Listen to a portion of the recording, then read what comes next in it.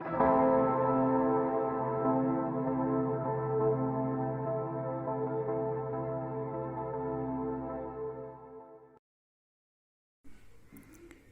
as we see, this is our chapter. Vikramaditya was the famous king of Ujjain. So Vikramaditya जो हैं वो उज्जैन के बहुत ही फेमस यानी बहुत ही पॉपुलर किंग थे. He is regarded as one of the greatest judges of his time. वो अपने समय पर जब वो राजा थे, जब वो राज्य करते थे, अपने समय पर बहुत ही अच्छे जज हुआ करते थे. यानी जो भी प्रॉब्लम्स उनके पास आती थी उनको बहुत ही अच्छे से सॉल्व करते थे वो. No evil doer. Evil doer मतलब होता है कि जो लोग गलत काम करते हैं उनको इविल डूअर बोलते हैं. So no evil doer could ever escape punishment at his hands. उनके हाथ से किसी भी गलती करने वाले इंसान को वो कभी छोड़ते नहीं थे. He could decide even the most difficult cases wisely. जितने भी चाहे कितने भी मुश्किल, डिफिकल्ट यानी मुश्किल, कितने भी मुश्किल केसेस उनके पास आ जाते थे वो उनको बहुत ही समझदारी से वाइजली सॉल्व किया करते थे.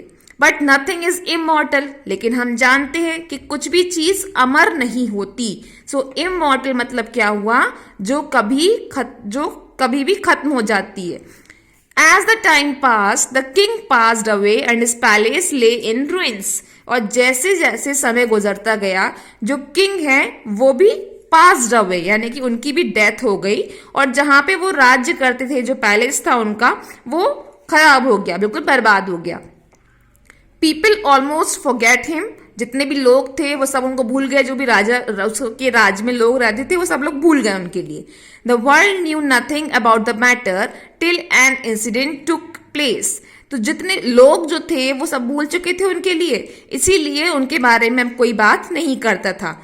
लेकिन कब तक नहीं की, जब तक कि एक इंसिडेंट, एक घटना नहीं हुई तब तक. फिर क्या हुआ, One day, two shepherd boys were quarreling on something. कि एक दिन दो शेफर्ड यानी क्या होता है, भेड़ चराने वाले. तो भेड़ चराने वाले जो दो लड़के थे वो आपस में झगड़ा कर रहे थे किसी बात पर. Seeing this, a third boy did something strange. अब जो तीसरा बच्चा था उनके साथ में, उन लोगों को लड़ता हुआ देख रहा था, तो उसने कुछ अजीब किया. क्या अजीब किया? He climbed the top of a mount and declared that he was a judge. वो एक माउंट यानी कि टीले पर, एक रेत का टीला बना हुआ था, उसके ऊपर जाकर बैठ गया और उसने डिक्लेयर कर दिया कि वो एक जज है. The quarrelling boys put there case before him. जो बच्चे लड़ रहे थे उन लोगों ने अपना केस उसके सामने रखा और क्या बोलते हैं, द यंग जज listen to their arguments and surprisingly passed a fair and wise judgement. तो जो बच्चा जज बना हुआ था उसने उन लोगों की आर्ग्यूमेंट्स यानी उनकी बहस को सुना और सरप्राइजिंगली यानी आश्चर्यजनक बात हुई कि उसने एक बहुत ही फेयर यानी निष्पक्ष फैसला उसने किया. When Raja Bhoj of Malwa heard about it, he dug the place and कि जब राजा भोज ने, मालवा की स्टोरी है हमारे पास में ये, तो जब राजा भोज ने इस पूरे केस के बारे में सुना तो उन्होंने उस जगह की खुदाई की जिस टीले के ऊपर वो लड़का बैठा हुआ था. देखिए पिक्चर देखिए, ये लड़का एक टीले के ऊपर बैठा हुआ है, रेत के मिट्टी का टीला बना हुआ है, उसके ऊपर बैठा हुआ है. तो जब राजा भोज को इसके बारे में मालूम चला तो उन्होंने क्या किया, इस पूरे टीले की खुदाई करना शुरू कर दिया. And found a beautiful throne of marble under the stones. और फिर उन्होंने क्या मिला, जब उन्होंने उसकी खुदाई की तो पत्थरों के बीच में उनको एक बहुत ही खूबसूरत सा थ्रोन यानी सिंहासन, मार्बल का बना हुआ एक सिंहासन मिला. It rested on the shoulders of 32 stone angels. और वो जो सिंहासन था वो काय पे रखा हुआ था, 32 पत्थर अलग अलग रखे हुए थे पत्थरों के एंजल्स के ऊपर, मतलब स्टोन एंजल्स, स्टोन की जो परियां थी उनकी, स्टोन के जो एंगल्स थे उन एंगल्स के ऊपर वो सिंहासन रखा हुआ था. राजा भोज wanted to achieve name and fame like Vikramaditya. अब राजा भोज जो थे उनको भी विक्रमादित्य का एक नाम चाहिए थी, फेमस होना था उसको भी. So he fasted and prayed for 3 days and on the 4th day tried to sit on it.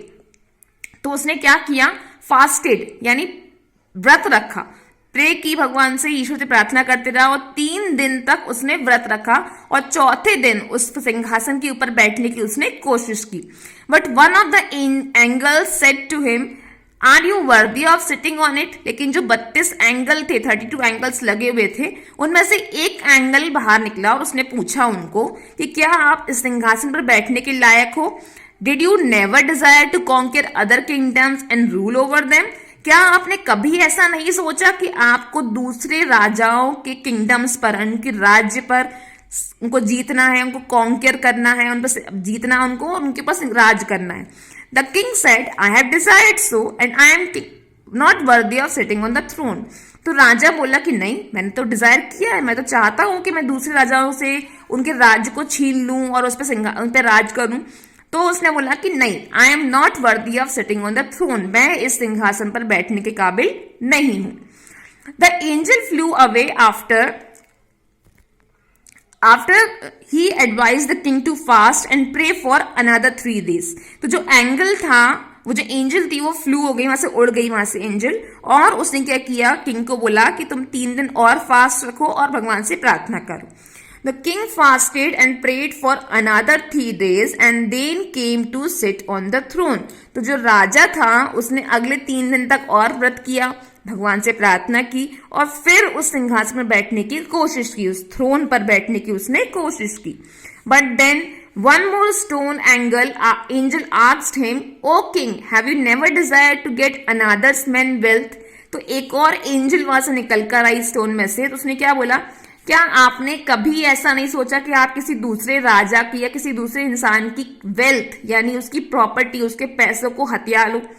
The king said, I have always done so. नहीं, मैं चाहता हूं कि लोग मुझे अपना पैसा दे के जाएं. I am not worthy of sitting on this throne, इसलिए मैं इस सिंहासन पर बैठने के काबिल नहीं हूं. Then 3 fast and pray for another 3 days said the angel and flew away. तो उसने बोला कि ठीक है, अगले 3 दिन तक फिर दोबारा प्रार्थना करो और फास्ट रखो, और ऐसा कहकर वो एंजल जो है वो उड़ गई.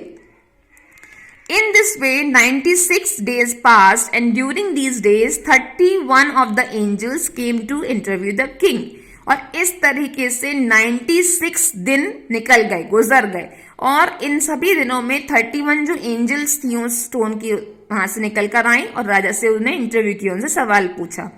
Each of them asked the king question and every time the king said he was not worthy of sitting on Vikramaditya throne. और हर बार जब भी कोई एंजल आती थी तो वो क्या करती थी, राजा से सवाल पूछती थी, और हर बार वो राजा से बोलती थी कि नहीं, राजा उनको बोल देता था कि नहीं, मैं इस सिंहासन पर बैठने के लायक नहीं हूं.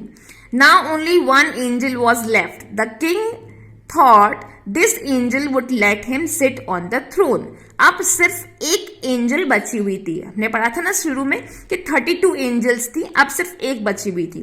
The king thought this angel would let him sit on the throne. तो किंग ने सोचा कि ये जो एंजल है ये उनको सिंहासन पर बैठने देगी. But the angel asked, O king, is your heart as pure as the heart of the shepherd boy who sat on the mount. कि ओ राजा, बताओ क्या आपका दिल उतना ही प्योर है, उतना ही पवित्र है जितना कि उस भेड़ चराने वाले लकड़े का था जो टीले पर बैठा हुआ था. If it is so you are worthy of sitting on Vikramaditya throne. अगर ऐसा है तो आप उस सिंहासन पर यानी विक्रमादित्य के सिंहासन पर बैठ सकते हो. The king thought for a moment and then said, no it is not. तो किंग ने एक पल सोचा और बोलता है कि नहीं, ऐसा नहीं है. I am not worthy of sitting on the throne of Vikramaditya. मैं इसलिए इस सिंहासन पर बैठने के लायक नहीं हूं. The angel heard the king's reply and flew away with the throne of marble on his head. तो जो एंजल थी उन्हें राजा की बात को सुना और उस जो थ्रोन था, सिंहासन था जो मार्बल का, उसको अपने सिर पर रखकर वापस ले गई.